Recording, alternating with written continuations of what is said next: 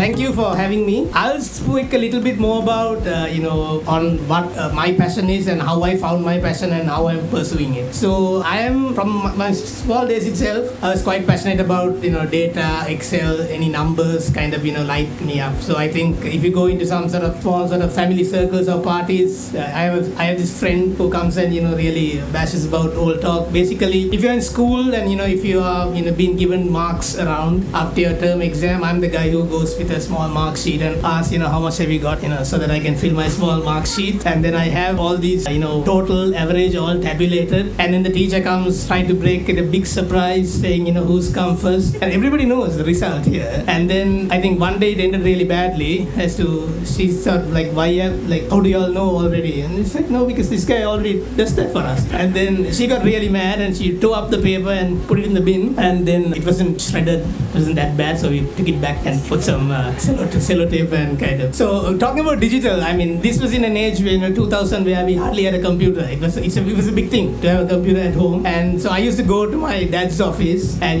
lend a little bit of time from his machine and open up this older version of Excel, put all these information in, save it onto floppy disks and come and save it, keep it at home. That's how my kind of passion started on data collection, data storing and kind of thing. And so fast forward so many years, I tried to study statistics. I couldn't get into a special. So then while I'm doing my degree at Columbia University, I started bit thinking that physical science degree is generally thought as the fallback degree, right? Like okay, you have a degree, but you have physical science. That's not that good. So it's like a secondary degree. So in my head it was like, okay, it's not good enough. So what can I do to enhance this or supplement this? So in the meantime, while doing my BSc, I did BIT, which is fully external thing, by UCSC. You have to study, you have to do your own studies. You can just pay for the exam and do it. It's pretty cheap. If I tell you how much I spent for that degree, I think you might stone me here because it was so cheap if you do only the exam. So either way, so at the end of that comes this project where you have to do a software. I was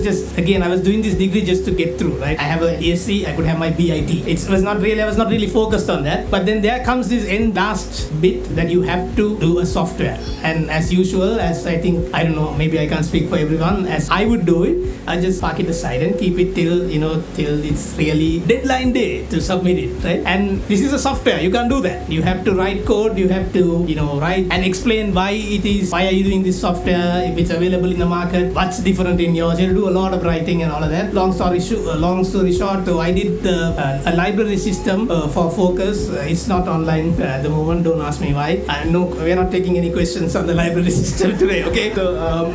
So that was one thing that was set up and is still, at least some sort of old records are there still. So that's the time I really got passionate about programming, where you can make a computer do things like you want it to do. That was really interesting. At that last 6 months, I think, of just sitting and coding kind of intrigued my brain in a different way. I think you could get machines to do things that humans would waste time in, and that's kind of a thing that I kind of ventured out into. So now I'm into data engineering. I wouldn't say data science as much, but data engineering, where we can automate a lot of data pipelines, things like that, basically to see data easily and to understand the story behind it. That's my passion. So how I got there and why I'm doing this is that's a whole story behind it as well, but I don't think we have the time for that. But basically what I was intrigued was, like, if you can do a machine, my basic thinking is if you can get a machine to do things what a human brain can do. The challenge is when you kind of always pitch this solution, it's always a defensive solution. People are going to be like, are you after a job? The first thing that I tell, because I work in I do a freelance job, I consult for a school, and then I do another full-time job as well. So when you're trying to pitch some new idea, always the first thing is like what are you going to do? Are you going to just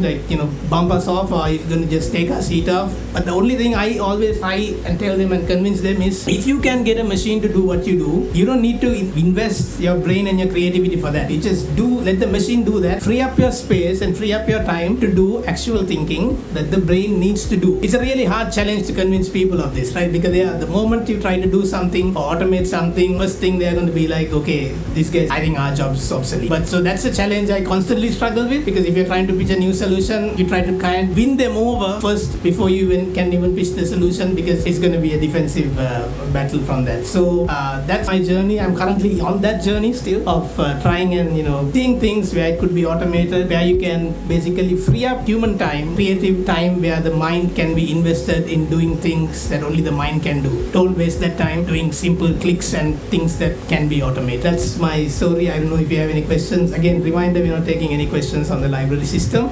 Just remind on that, and that's it. Thank you for having me.